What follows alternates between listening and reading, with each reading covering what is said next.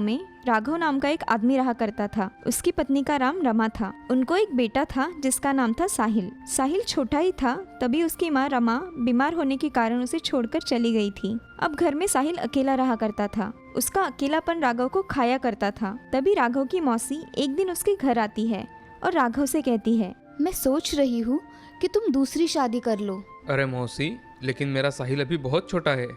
पता है मुझे, इसीलिए उसी के लिए तुम्हारी दूसरी शादी करवाना चाहती हूँ। उसको माँ का प्यार मिल जाएगा और वो घर में अकेला भी नहीं रहेगा।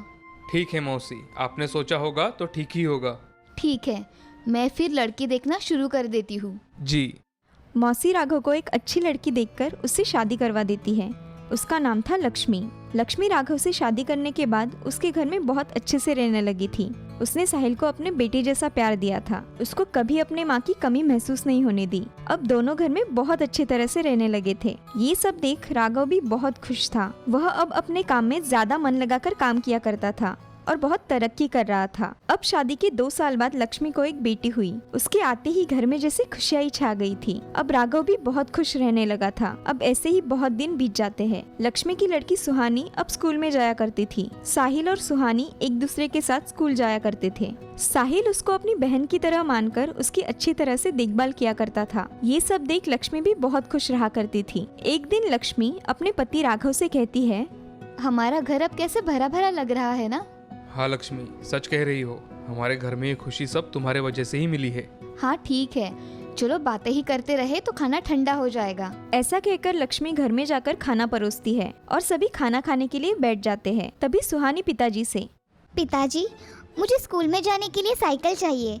अरे बिटिया, अभी तो हमने तुम्हारे भैया को भी साइकिल नहीं दी और तुम इतनी जल्दी मांग रही हो। हाँ, मुझे साइकिल सीखनी है, इसीलिए मुझे साइकिल चाहिए। अरे सुहानी बेटी, मेरी बात सुनो। हम ऐसा करते हैं, भैया को बड़ी साइकिल लेके देते हैं। वो तुम्हें भी स्कूल लेकर जाया करेगा। हाँ, ये ठीक है, मैं भैया के साथ स्कूल में जाऊंगी। ठीक है, तो फिर मैं तुम्हारे भैया को साइकिल लेकर देता हूँ और दिवाली तक तुम्हें भी नई साइकिल खरीद कर दूंगा। हाँ पिताजी, चलेगा। सभी खाना खाकर सो जाते हैं। ऐसे ही राघव अपने बच्चों की ख्वाहिशें पूरी करता है। अब एक दिन राघव घर में ही था, तभी उसे दिल का दौरा पड़ने के कारण राघव को लक्ष्मी अस्पताल लेकर चली जाती है। अस्पताल में जाकर डॉक्टर राघव का इलाज करवाते हैं। तभी लक्ष्मी डॉक्टर से, डॉक्टर साहब, ये ठीक होंगे या नहीं? आप कुछ बोल नहीं रहे हो। अभी मैं कुछ नहीं बता सकता, हमें जल्द ही ऑपरेशन करना होगा। आप ऑपरेशन करिए डॉक्टर साहब, पैसों का इंतजाम मैं कर लूंगी। जी। ऐसा कहकर डॉक्टर ऑपरेशन की तैयारी में लग जाते हैं। तभी राघव को दूसरा मेजर हार्ट अटैक आकर उसके अस्पताल में ही मौत हो जाती है। ये सब बात जब लक्ष्मी को पता चलती है तो वह चक्कर आकर वही गिर जाती है। अब थोड़े ही दिनों में लक्ष्मी घर की सब बागडोर संभाल लेती है। वह अपने बेटे और बेटी को कभी भी किसी चीज की कमी महसूस नहीं होने देती है। अब ऐसे ही कुछ साल बीत जाते हैं। अब साहिल और सुहानी बड़े हो गए थे। साहिल को एक अच्छी कंपनी में जॉब मिल गई थी और इधर सुहानी की पढ़ाई पूरी होने की वजह से उसकी माँ ने सुहानी के लिए एक अच्छा लड़का देखकर उसकी शादी करवा दी थी। अब उस घर में साहिल और उसकी माँ ही रहा करते थे। तभी, बेटा, मैं दिन भर घर में अकेली होती हूँ। मेरे साथ गप्पे लड़ाने के लिए और इस घर को संभालने के लिए एक अच्छी बहू लेकर आओ। क्या माँ, कौन सी बातें लेकर बैठी हो? आप ही ढूंढो। आपको जो पसंद आएगी मैं उससे शादी कर लूंगा। हाँ ठीक है, मैं जल्द से जल्द तुम्हारी शादी करवा दूंगी। माँ, तुम्हें जो करना है वो करो, मगर मुझे छोड़ दो। मैं जा रहा हूँ ऑफिस। हाँ जाओ, और जल्दी घर वापस आना। हाँ माँ। अब साहिल ऑफिस में जाकर अपना काम करता है और लक्ष्मी उसको बहू ढूंढने के लिए बहुत सी लड़कियों की फोटो मंगवा लेती है। अब उसमें से एक लड़की लक्ष्मी को बहुत पसंद आती है। लक्ष्मी वह फोटो टेबल पर रखकर अपना काम करने चली जाती है। तभी शाम के समय साहिल घर पर आता है और टेबल पर लड़की की फोटो देख अपनी माँ से, माँ, ये किसकी फोटो है? बेटा, मैंने तुम्हारे लिए एक लड़की चुनी है, उसकी फोटो है ये। क्या माँ, आप भी? अगर आपको पसंद है तो मुझे भी पसंद है। अच्छा ठीक है, फिर इस लड़की को देखने रविवार को चले जाते हैं।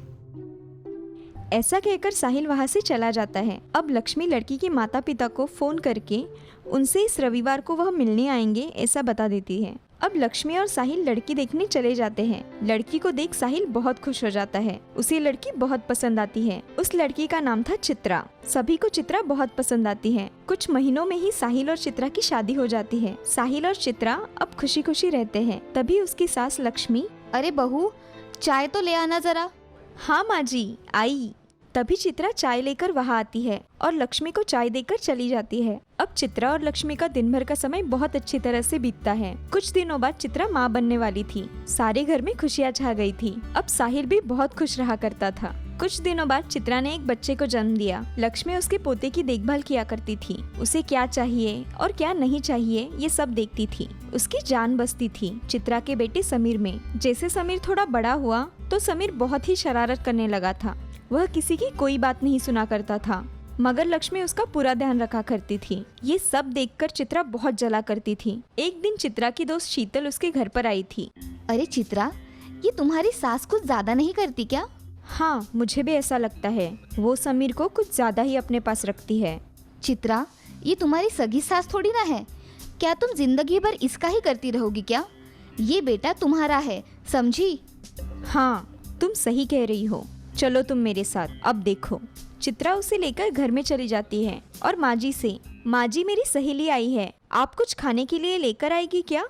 लक्ष्मी को चित्रा की ये बात सुनकर एक आश्चर्य का धक्का लगा, मगर शीतल के सामने होने के कारण लक्ष्मी ने कुछ नहीं कहा। वो अंदर जाकर उन दोनों के लिए कुछ खाने का सामान लेकर आई। अब लक्ष्मी को चित्रा का बदला हुआ रवैया पता चल रहा था, मगर उसे पता नहीं चल रहा था कि चित्रा ऐसा क्यों कर रही है। इसके बावजूद भी लक्ष्मी घर के सारे काम करके अपने पोती की देखभाल किया करती थी। मगर ये सब देख चित्रा के मन में बहुत अलग अलग ख्याल आते हैं। वह मन में ही सोचती है, इस बुढ़िया को सबक नहीं सिखाया तो मेरा नाम भी चित्रा नहीं। अपने विचार साहिल को बताती है। तभी साहिल उससे, चित्रा, तुम ऐसी बकवास मत करो। अगली बार मेरी माँ के बारे में बोलने से पहले सोच लिया करो। तुम सिर्फ मुझे ही बोलो, तुम्हें तुम्हारी माँ ही अच्छी लगती है। अरे ऐसा नहीं है चित्रा, मगर माँ ऐसी नहीं है। तुम्हें पता है क्या, तुम दिन भर घर में थोड़ी ना रहते हो, मुझे सब सहना पड़ता है। अब मुझे सोने दो, बाकी की बातें कल करेंगे। साहिल अब सो जाता है, मगर चित्रा हर रोज साहिल के कानों में उसकी माँ के खिलाफ कुछ न कुछ बातें डालती है। अब साहिल भी चित्रा की बातों में आता है। तभी, मैं सोच रही हूँ कि तुम माँ जी को अनाथाश्रम छोड़कर आओ। हाँ, तुम सही कह रही हो चित्रा। ये हर रोज की बातें अब मुझे बहुत परेशान कर रही है। ये सही फैसला होगा। हाँ, मैं यही सोच रही हूँ। ऐसा कहकर चित्रा वहाँ से चली जाती है। माँ, मुझे तुमसे कुछ बात करनी है। मैं देख रहा हूँ तुम्हारे और चित्रा के बीच बहुत नोकझोंक हो रही है। मुझे लगता है तुम्हें आश्रम में जाना चाहिए। हाँ माँ जी, हम आपको हर महीने मिलने आया करेंगे, आप चिंता मत करो। ये बात सुनकर लक्ष्मी की आंखें भर आती है और वह अपने कमरे में चली जाती है। और यहाँ चित्रा के मन में लड्डू फूट रहे थे। तभी साहिल चित्रा से, चित्रा, मुझे ये सब कुछ बहुत अजीब लग रहा है। कुछ अजीब नहीं है, यही सही है। इससे हमारा भविष्य अच्छा होगा। इधर लक्ष्मी अपने कमरे में आकर रोती हुई सो जाती है। तभी उसके सपने में राघव आता है। लक्ष्मी, मुझे माफ कर दो। तुमने मेरे बेटे को हमेशा सगे बेटे से भी ज्यादा प्यार किया और मेरे बेटे ने ही तुम्हें वृद्धाश्रम भेजने की तैयारी कर दी है। मैं बहुत शर्मिंदा हूँ, मुझे माफ कर दो। आप मुझसे माफी मत मांगिए, आपने कुछ नहीं किया। ऐसा कहकर लक्ष्मी की नींद खुल जाती है। तभी वह आजू बाजू में देखती है तो कोई उसे दिखाई नहीं देता। और उसी समय चित्रा को एक सपना आता है। सपने में, सासू माँ, आप मेरे घर से निकल जाओ। नहीं माँ, तुम दादी को इस घर से नहीं निकाल सकती। अगर तुमने ऐसा किया तो मैं भी तुम्हें तुम्हारे बुढ़ापे में घर से बाहर निकाल दूंगा। नहीं, ऐसा नहीं हो सकता। मेरा समीर मुझे घर से बाहर नहीं निकाल सकता, नहीं। ऐसा कहकर चित्रा चिल्लाते हुए नींद से उठ जाती है। ये सपना देख उसकी आंखें पानी से भर जाती है। चित्रा को उसकी गलती का एहसास होता है। तभी चित्रा लक्ष्मी से, माँ जी, मुझे माफ कर दीजिए। मैंने आपके साथ बहुत बुरा बर्ताव किया, मुझे माफ कर दीजिए। अरे चित्रा, ऐसी बातें नहीं करते। तुम्हें तुम्हारी गलती का एहसास हो गया है, यही बहुत है मेरे लिए। माँ जी, मैंने साहिल के मन में आपके प्रति बहुत बुरी बातें डाल दी। उसके मन में सौतेलेपन की भावना डाल दी। मुझे माफ कर दीजिए। ऐसा कहकर चित्रा जोर जोर से रोने लगती है और लक्ष्मी के गले लगती है। अब ये सब देख साहिल उसके पास आता है। साहिल, मेरे कहने पर तुम माँ जी को आश्रम भेज रहे थे ना? आज मेरे कहने पर माँ जी को हमारे घर में रहने दो। मुझे लग ही रहा था कि कुछ गलत फहमी हो गई है, मगर तुम सुनने के लिए तैयार ही नहीं थी, इसलिए मैं चुप हो गया था। मेरे बच्चों, तुम हमेशा खुश रहो, मुझे और क्या चाहिए। माँ, मैंने कल तुमसे जो कहा उसके लिए मुझे माफ कर दो। और माँ, तुम हमेशा मेरे साथ ही रहो। बेटे, मैं तुम्हारी सौतेली माँ हूँ, मगर मैंने कभी तुम्हें अपने बेटे से कम नहीं समझा और तुमने भी कभी मुझे ऐसे लगने नहीं दिया। आज के बाद हम खुशी खुशी रहेंगे। हाँ माँ। ऐसा कहकर साहिल, उसकी माँ, चित्रा और समीर सब एक साथ रहने लगते हैं।